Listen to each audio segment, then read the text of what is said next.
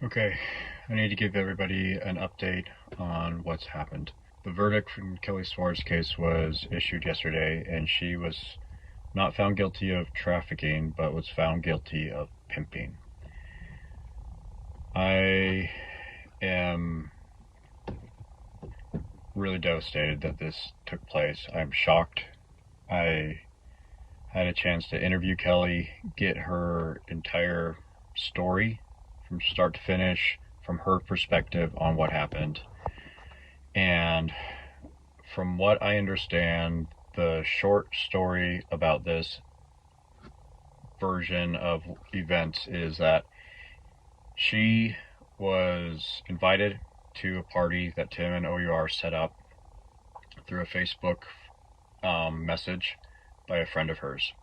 She went there by herself, not knowing anybody, not bringing anybody, but prior to the party, she was standing in a circle with a conversation of people talking to, I believe it was Paul Hutchinson, in which they were trying to entrap them into selling kids for money.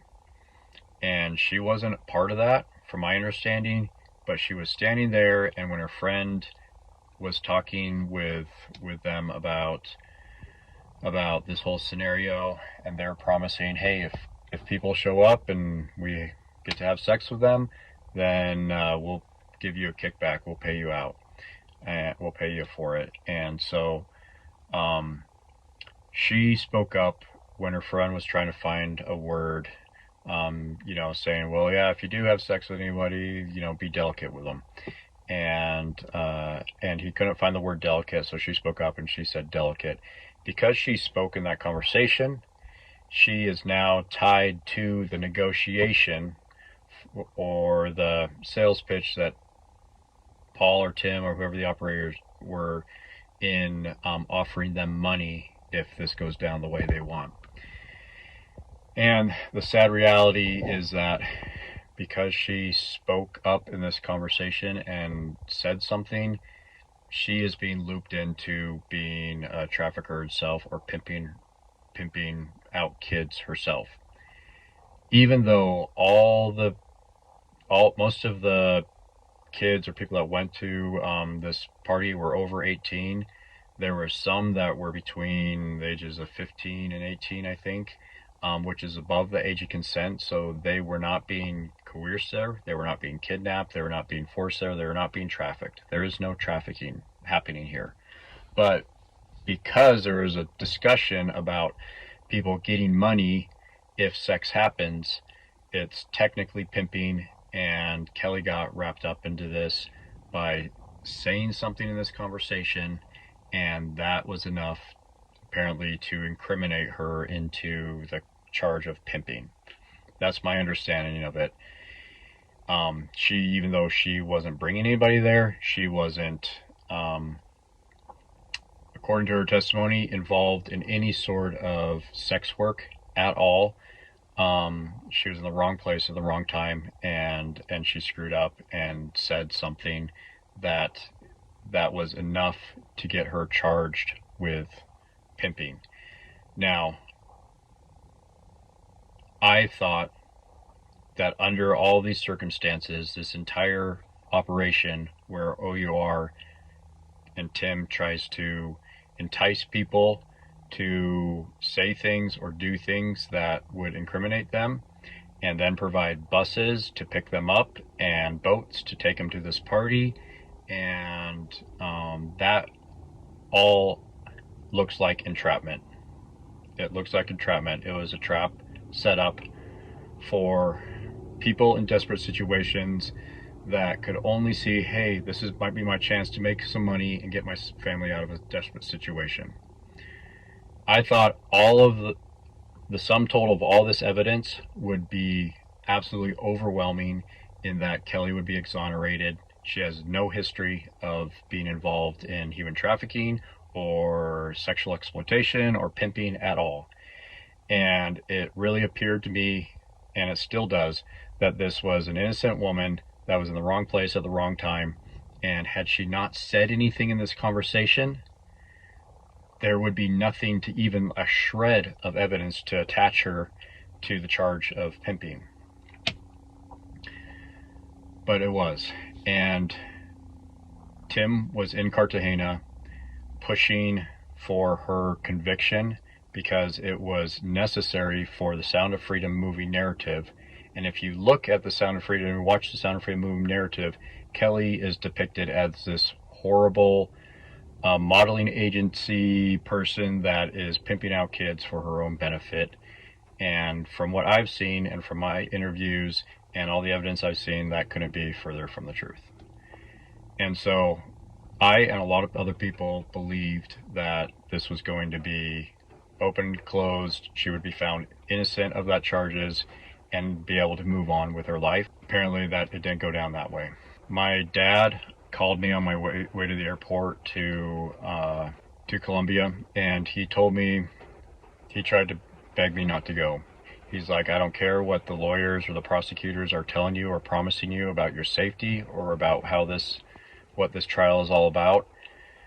The court system and the government and everybody in Colombia there's a problem with corruption, and bribes are used to create and buy people out in situations.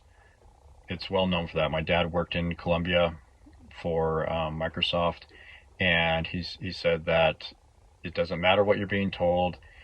The situation probably isn't what you think it is, and your safety is not guaranteed. Anybody can be bought out. And he's seen evidence of that. He had to be actually rescued by the U.S. Embassy on one business trip. Anyways, I didn't listen to him. I probably should have. I thought this was going to go a very different way. Fortunately, I'm safe, but unfortunately, it appears that a woman who was in the wrong place at the wrong time and said something incriminating, barely incriminating, is enough to put her away in jail, in prison for 20 years probably. Absolutely wrecked her life. It does not seem like justice to me. It does not seem right. It's really, really sad and really devastating. And I know Tim is out there slamming me on social media saying I'm trying to protect the perpetrators. Like, okay, sure, go ahead. Slam me all you want. I've done my own investigation. I'm not convinced that she's a perpetrator. I'm not convinced of that. And I don't think the evidence shows that she is anything more than a 19-year-old girl that made a mistake by being involved in a conversation in which Tim and Paul Hutchinson, OUR, were trying to exploit kids. It's a situation of taking desperate people in desperate situations, waving money in front of their face, and trying to get them to do something that will hurt them without any history of trafficking or human exploitation. Again, it goes back to what we've been saying all along. These operations, what they do is they create situations out of thin air where desperate people come forward and give them what they want, which is a villain, and for their movies. That's what it is. And the other thing you need to know about this is that no kids were rescued because no kids were found to be trafficked there. They went there by their own volition, on their own. I'm going to dive into this whole case deeper to see where the truth lies with Kely and her mom and this whole saga. I think it's a tragedy. I think it was a 19-year-old girl in the wrong place, the wrong time, and that place was created by Tim. And this is why OUR stopped doing operations, because people got exploited and people got hurt. Were some kids saved? Yeah, absolutely. Some kids were saved. And some bad guys were put away. But in that effort, there was a lot of collateral damage. And there's people that were not part of human trafficking, were brought into this marketplace that Tim and OUR created and exploited for their own purposes. Kely is going to, if Kely survives, let me just put it that way, if she doesn't take her own life, then she will appeal this and try and go to the Supreme Court of Colombia. Hopefully she'll have a case there. yeah, I'm siding with this woman because of what I've seen and the evidence that I've looked at. And I might be wrong. I might be wrong. But man, it just doesn't seem. She already served a year and a half in prison, in the most horrendous prison in Cartagena in the world. And now she's faced with another 20 years of jail time under very, very suspicious circumstances. And I can't say that Tim influenced the judges or the court in any way, shape, or form, but I do know he was there. Said he was working with the Colombian government. He was sitting in the room next to me during my testimony, next to the prosecutor. And prosecutor was turning to him and talking to him in English throughout the trial. So what was he up to? If he wanted to just listen in on this, and he could have done that remotely, he could have participated remotely. It was all videotaped and streamed live to the people that were involved in the court. But he needed to be there in person. What was he up to? That's all I'm saying. So that's where we're at. I'm really sad about this verdict. I thought we were going to get some news that exonerated Kely, and that's not the case. So Tim's taking a victory lap. He's smearing me as siding with the predators, protecting child molesters and stuff, and he's entitled to his opinion. Sure, I said what I said. I gave my honest testimony on how I view the situation and the history that we had, and yeah, he doesn't like that message, so he's attacking the messenger. That's fine. He can do that all he wants. I've seen him do it, character assassination to all my friends and most people that worked with OUR that knew who he really was. So it's just I kind of expected this. We'll give you an update on what's happening. Kara and I are going to go into a deeper dive into the trial, into the charges, everything that I've learned since then about this case. It's Kely aside, it's very revealing on the motives and how Tim and OUR conducted these operations and the fraud that was presented in their movies, and especially in the Sound of Freedom movie. That whole trip was not fun.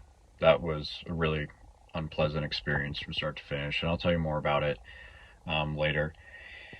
And so I'm just going to take a day or two to be with my family, and there's a lot of people that want to talk to me.